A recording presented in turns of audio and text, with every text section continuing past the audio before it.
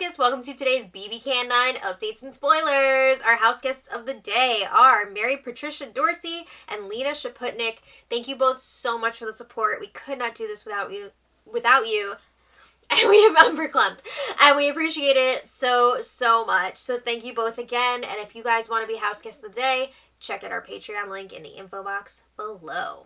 All right, so last night, LaToya was evicted by a vote of 6-3. I'm sad to see her go, but it was a wild week, and I gotta say, I really enjoyed watching it all play out. So it didn't seem like this was a total blindside. LT, Beth, Ty, and Jed, none of them seemed super shocked. I think they had an idea that it was a possibility, but they didn't know for sure how the votes were going to go down. So then we actually saw for once on the episode the HOH competition. Kiefer was the big winner. Okay, Comp Beast. I mean, he's really been showing up in these competitions. So yeah, it's going to be a really interesting week to see what Kiefer does because he's kind of like in an odd place in the game right now. So, excuse me, this is a tired yawn, not a bored yawn because the feeds have been lit. You know it. But we missed a lot of post-eviction action while the feeds were down because just a reminder, these eviction episodes are not live. They filmed these hours in advance.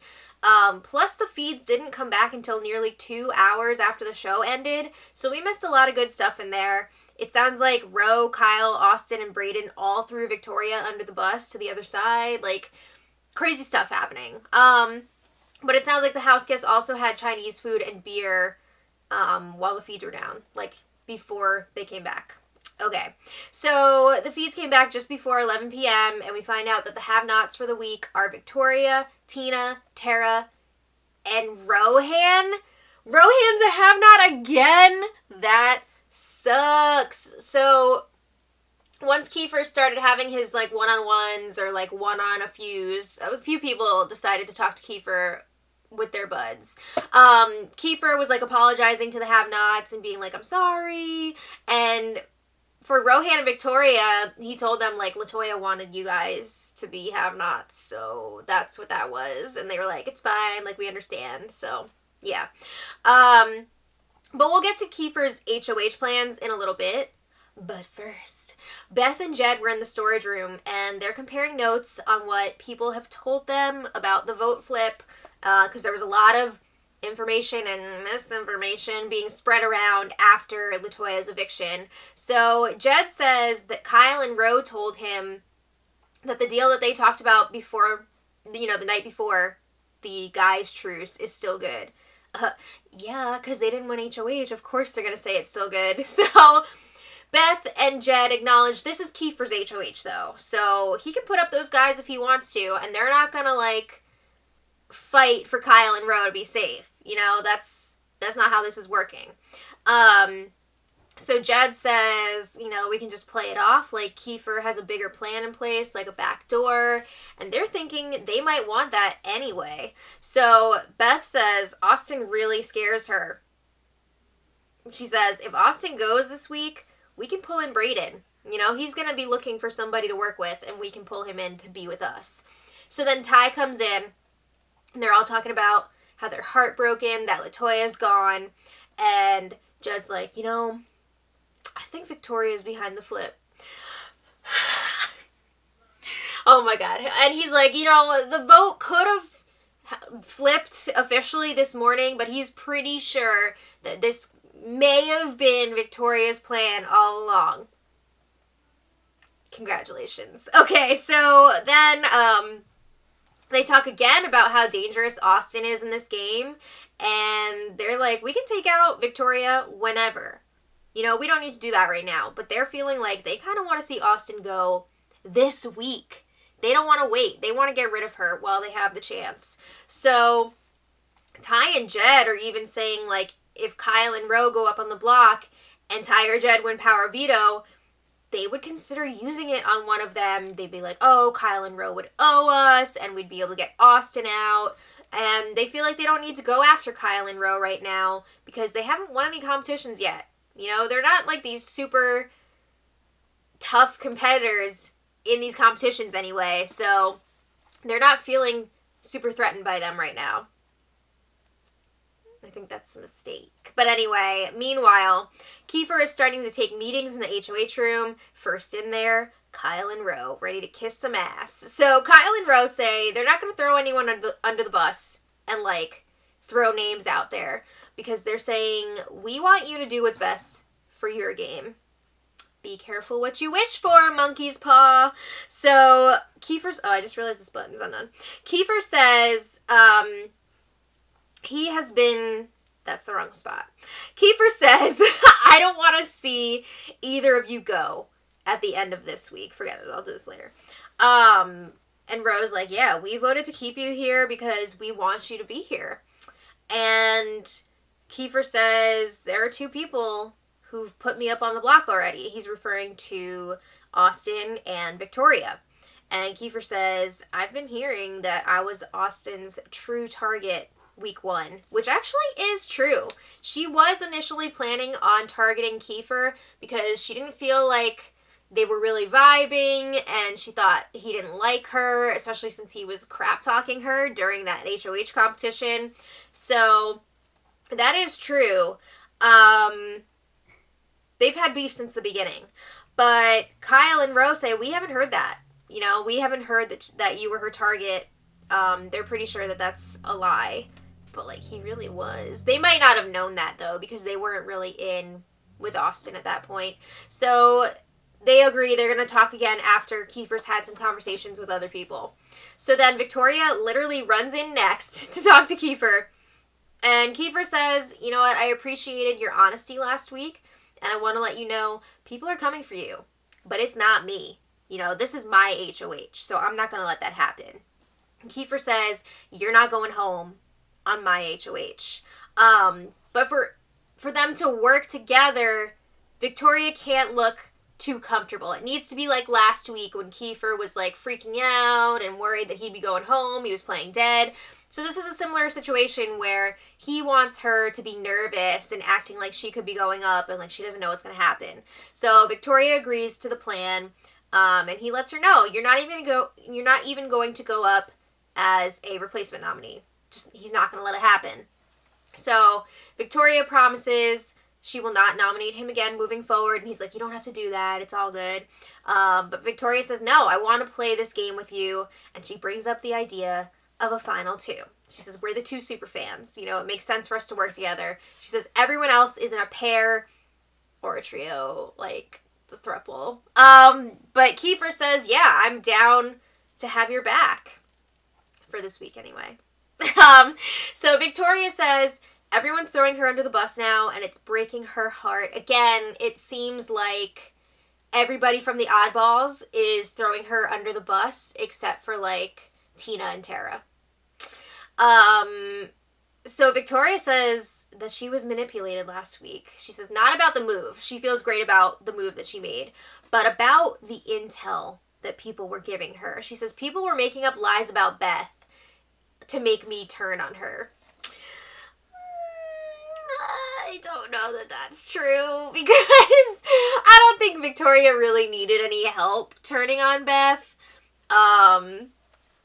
Yeah, I don't think that's completely true. So Kiefer is saying, back to Kiefer's plans. He's saying he wants to split up a pair this week, but he does not share any names with Victoria. But he does let her know, I'm probably going to be playing it up to the house. Like, I have a backdoor plan this week, so it might seem like I'm thinking about putting you up as the backdoor plan, but that's not the case. Like, you're going to be fine. So just play along. Okay. So then Tina and Tara were in next to talk to Kiefer.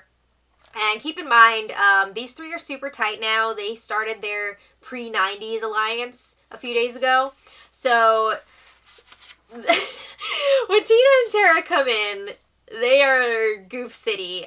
Tina says they've got the nighttime sillies because they had some drinks earlier. They had a couple cigarettes and they're feeling good. So they talk about how happy they are for Kiefer. He gets to see his family and everything. And he really needed this HOH win after the turmoil of the last few weeks for him. It has been a roller coaster for him since the beginning of this game. So Tara says, looking at what's going on in the house right now, the house is split in 2. And she says there are things about both sides that she doesn't trust. There's people lying on both sides, so she's good with whatever choice Kiefer makes. And Kiefer lets them know that he is leaning towards putting up Kyle and Ro this week.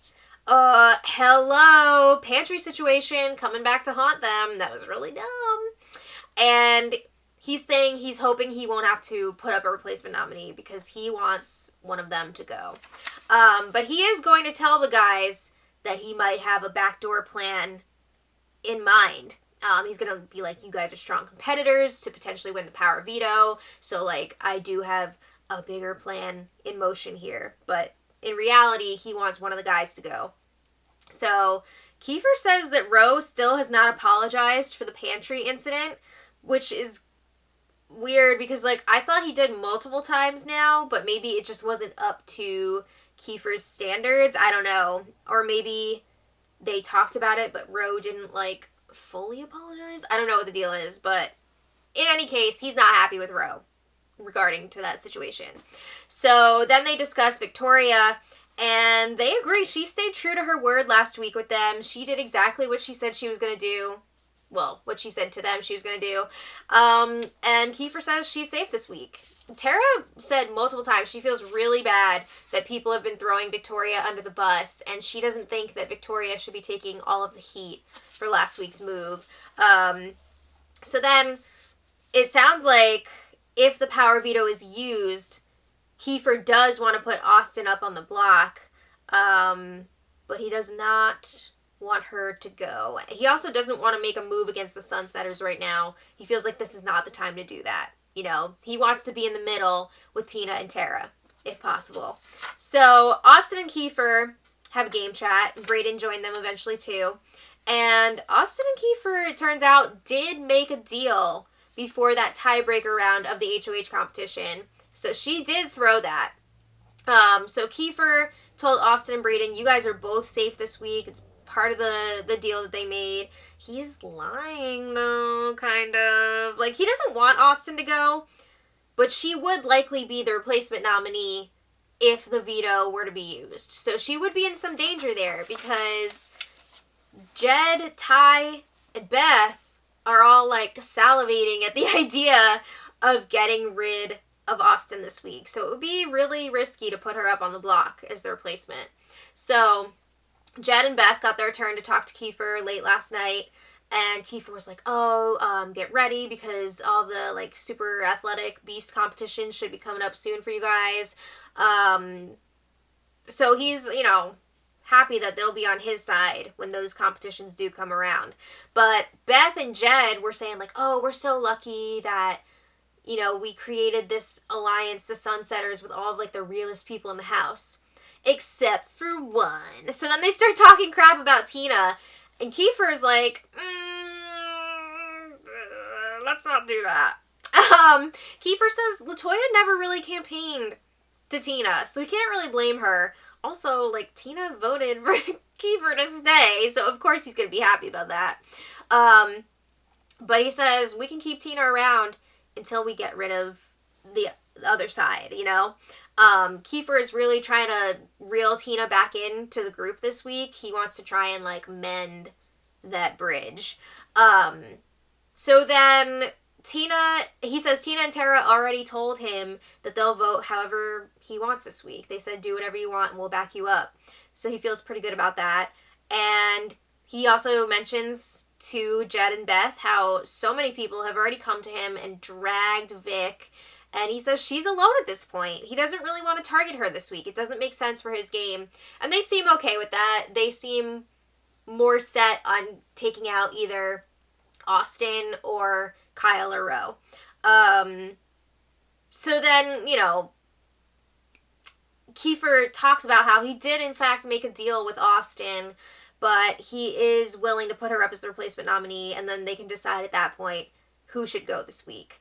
And he lets them know Kyle and Ro are going to be the nominees, and he would rather have one of those guys go than Austin. Okay, so just a quick throuple update.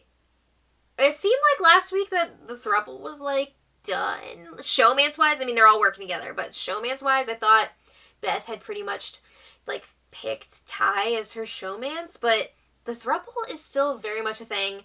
Beth shared a bed with Jed last night, and I'm not slut-shaming, I'm just letting you guys know the situation. She shared a bed with Jed last night in the same room as Ty, and there was definitely cuddling and kissing going on. Okay. I guess she's working on Jed this week, because there was a point too today where they were like flirting in the storage room, and after Jed left the room, she was just like, boys are so easy. Okay. So today, Kiefer and Ty had a little game chat in the Defender bedroom, and Ty really wants this Austin backdoor to happen. I feel like this is so dumb. Why would you not go after Kyle and Ro? That's crazy to me.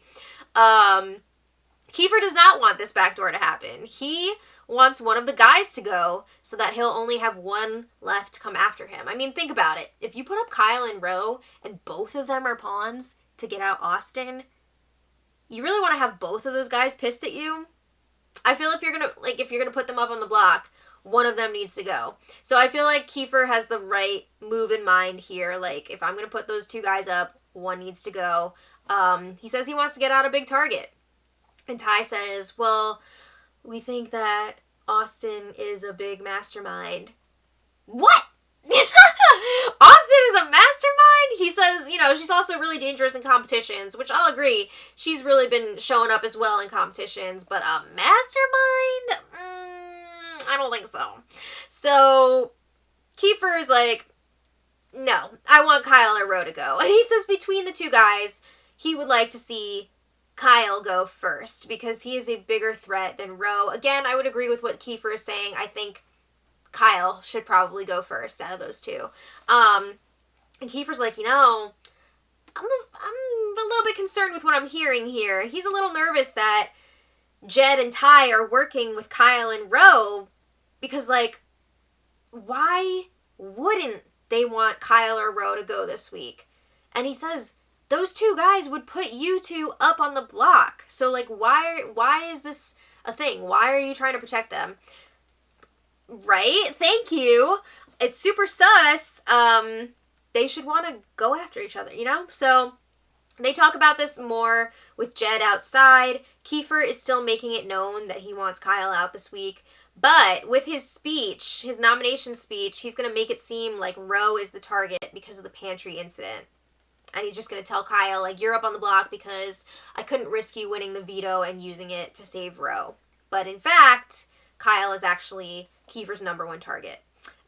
So he says, like, this is also an opportunity for Jed and Ty to maybe, like, try and be cool with Ro, because it's going to look like, oh, Kiefer wants Ro to go. So then Jed and Ty can swoop in and be like, we'll save you.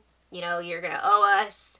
Oh, my God. All right. So then Kiefer is still pledging his loyalty to the Sunsetters and saying it's going to be really obvious to everyone else after nominations that he's working with them, because he's going to be nominating two people that voted for him to stay when there's three people that voted for him to go. So, yeah, it's definitely going to look like they're working together, right? Now let's flip over to Rohan.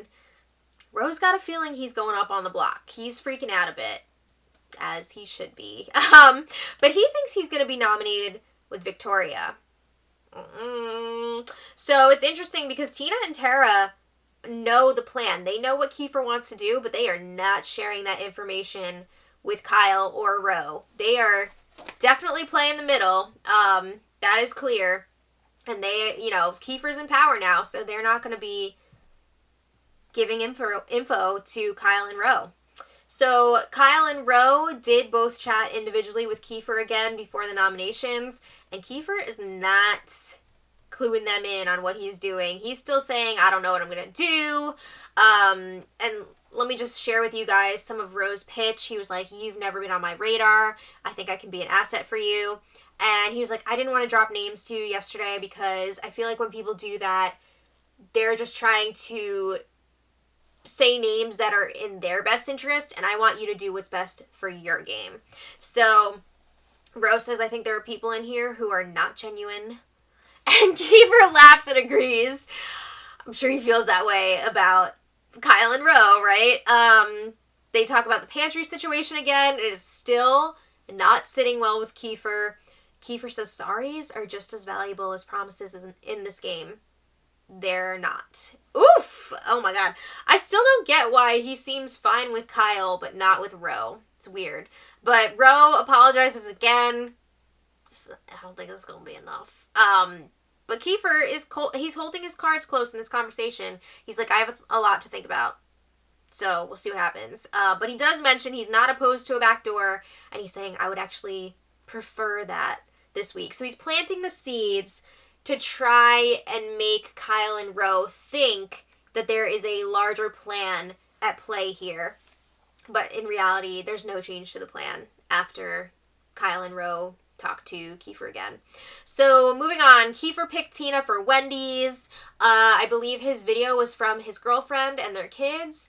And his letter for the HOH was from his sister. So it seems like they've been making the Wendy's video like the main attraction, of course. Like that's going to be from your main family members, and then the letters from like a sibling or a friend or something like that. But anyway, while Tina's away at Wendy's, Tara will play. Oh my god. Tara talked to Jed and Ty separately. She's trying to smooth things over, trying to apologize for lying about her vote.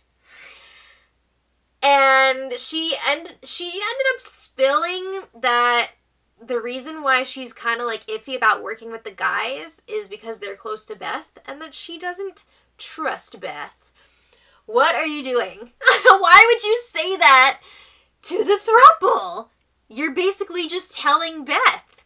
So, of course, Jed and Ty both told Beth about this after, and Beth is like, oh, okay, well, I guess Tara doesn't like me then, and that means that Tina doesn't trust me either. Tara, what were you thinking? Oh my god.